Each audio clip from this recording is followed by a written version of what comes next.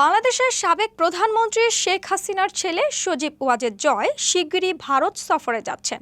সেখানে তিনি তার মায়ের সঙ্গে সাক্ষাৎ করবেন। শেখ হাসিনা দেশ ত্যাগের পর এটি হবে মা ছেলের প্রথম সরাসরি সাক্ষাৎ। এই সফর নিয়ে আওয়ামী লীগের নির্বাসিত নেতাদের মধ্যে ব্যাপক উৎসাহ লক্ষ্য করা যাচ্ছে।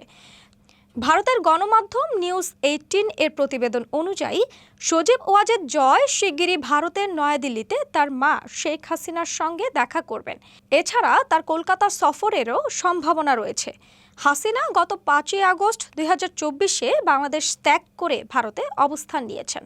এরপর থেকে তিনি দলীয় নেতাকর্মীদের সঙ্গে ভিডিও কনফারেন্স ও ভার্চুয়াল মাধ্যমে যোগাযোগ রাখছিলেন। নিউজ 18-এর সূত্রে জানা যায়, জয় সম্প্রতি যুক্তরাষ্ট্রের নাগরিকত্ব নিয়েছেন। তার বাংলাদেশি পাসপোর্ট বাতিল হওয়ার পর তিনি আমেরিকার নতুন পাসপোর্টের জন্য আবেদন করেছেন। এই সফরে তিনি শুধু মায়ের সঙ্গে সাক্ষাৎই করবেন না, বরং নির্বাসিত আওয়ামী লীগ নেতাদের সঙ্গেও আলোচনায় বসতে পারেন। এই সফরের প্রেক্ষাপট বেশ তাৎপর্যপূর্ণ। বাংলাদেশের অন্তর্বর্তী সরকার সম্প্রতি আওয়ামী লীগকে নিষিদ্ধ ঘোষণা করেছেন। গত 10 মে মোহাম্মদ ইউনূসের নেতৃত্বাধীন সরকার এক প্রজ্ঞাপনে আওয়ামী লীগ ও এর সহযোগী সংগঠনগুলোর সব ধরনের কার্যক্রম অনলাইন ও অফলাইনে নিষিদ্ধ করে।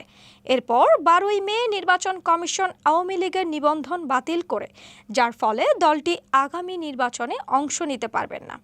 স্বরাষ্ট্র মন্ত্রণালয়ের এই বিজ্ঞপ্তিতে বলা হয়েছে, আওয়ামী লীগের নেতাদের বিরুদ্ধে বিশেষ সন্ত্রাস বিরোধী ট্রাইব্যুনালে মামলার রায় না হওয়া পর্যন্ত মিছিল, সভা, সেমিনার, গণমাধ্যমে প্রকাশনা বা সামাজিক মাধ্যমে কোনো কার্যক্রম চালানো যাবে না। এই নিষেধাজ্ঞার ফলে দলটির সব ধরনের কার্যক্রম এখন প্রায় স্থবির।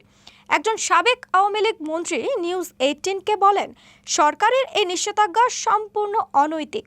এটি আওয়ামী লীগকে নির্বাচন থেকে দূরে রাখার একটি কৌশল।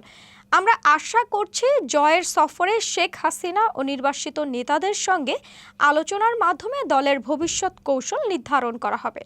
জয়ের এই সফর আওয়ামী লীগের নির্বাসিত নেতা কর্মীদের মধ্যে নতুন আশার সঞ্চার করেছে।